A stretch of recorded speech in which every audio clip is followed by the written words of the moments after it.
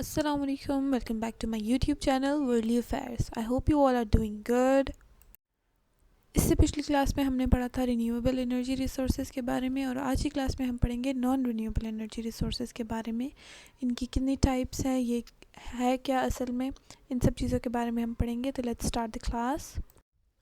Renewable energy जैसे कि अपने नाम से जाहिर था, वो नेचुरली रिप्लेनिश होने वाली एनर्जी थी जो टाइम के साथ साथ हमें फ्रेश और नई मिलती रहती थी। इसके बरक्स नॉन रिन्यूएबल एनर्जी वो सोर्सेज हैं जो time short period of time के साथ साथ नेचुरली रिप्लेनिश नहीं होते, बल्कि ये बहुत सालों और सेंचुरीज़ तक के बाद जाकर बनते हैं। ठीक है, जैसे कि फॉसिल फ्यूल्स होते हैं, ये वो उन मटेरियल से बने होते हैं जो इंसानों या नहीं सॉरी जानवरों का या पौधों वगैरह का फजला ज़मीन के अंदर रहता है और बहुत सारी सेंचुरीज़ के बाद जो है तो उससे नए मटेरियल्स बनते हैं, जिसमें कोल हमारे पास आ जाती है या नेचुरल गैस बनता है या फॉसिल फ्यूल्स वगैरह। ठीक है, लेकिन ये शॉर्ट पीरियड ऑफ टाइम में नहीं, ये बहुत लंबे टाइम के बाद बनती हैं।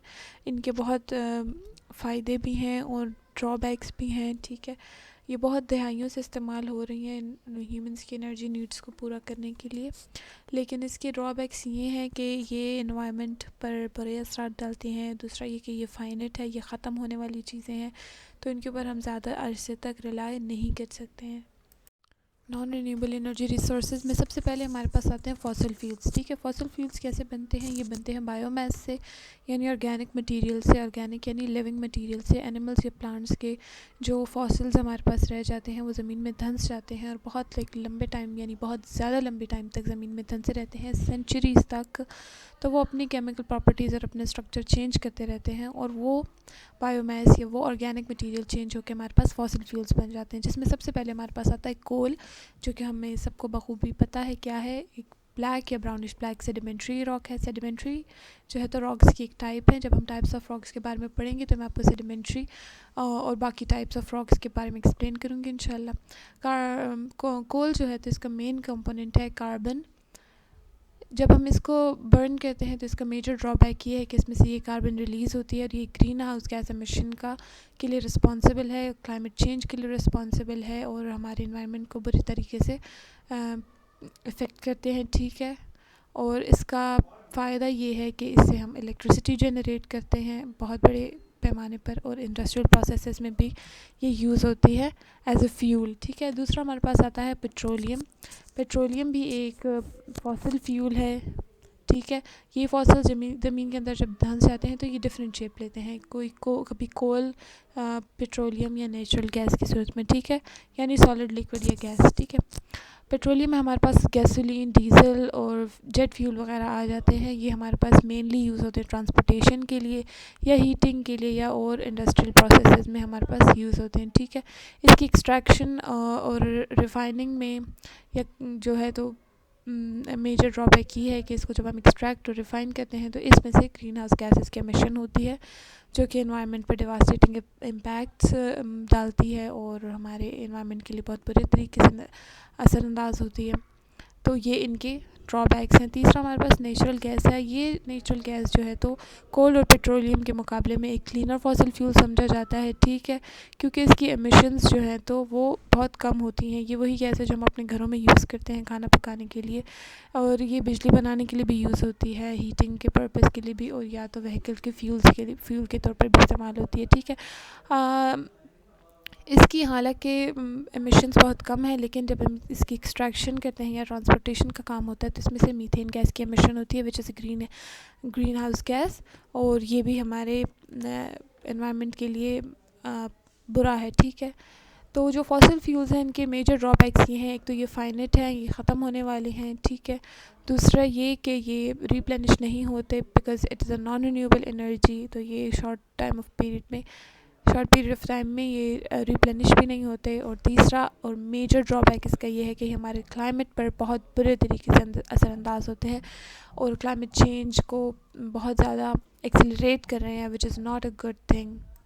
अच्छा, सेकंड वन हमारे पास है न्यूक्लियर एनर्जी। न्यूक्लियर एनर्जी कैसे प्रोड्यूस होती है? जब किसी एटम, जो कि किसी भी चीज़ का एक बेसिक कंपोनेंट है, उस एटम का जो सेंटर पार्ट है न्यूक्लियस, अगर वो दो स्मॉलर न्यूक्लियाई में स्प्लिट हो जाए तो उसमें से vast amount of energy release होती है।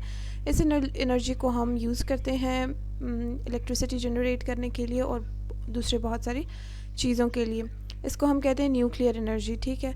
ये न्यूक्लियर एनर्जी का फ़ायदा ये है कि इससे हम इलेक्ट्रिसिटी जनरेट कर सकते हैं। इसकी क्लाइमेट चेंज पर असरात थोड़े कम हैं। इसका कार्बन जो कंपोनेंट है वो कम है, इससे कार्बन कम रिलीज़ होती है।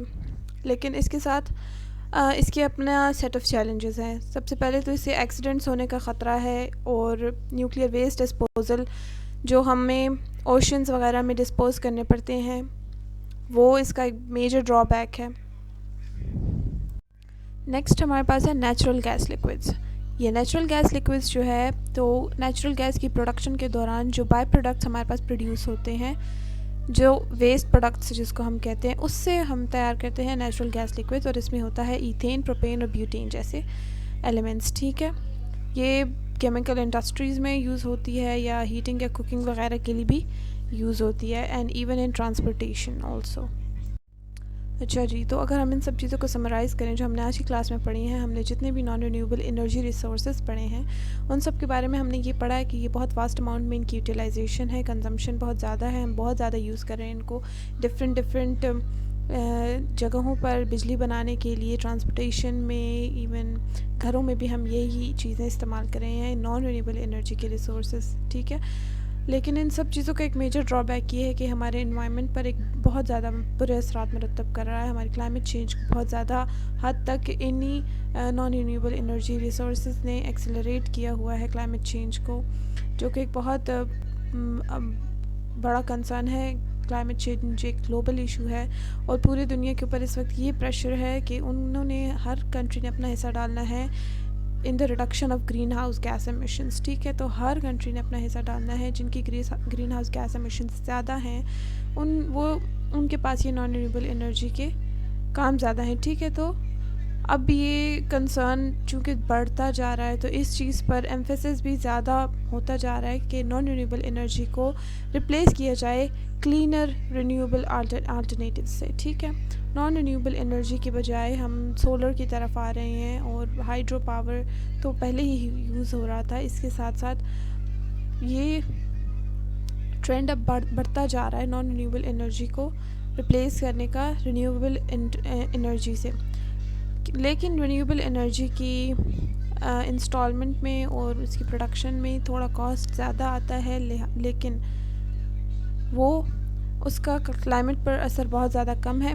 लिहाजा everyone is trying their best. Thank you so much for watching the video. Please feel free to ask any questions, and do like, share and subscribe for more educative content. Bye.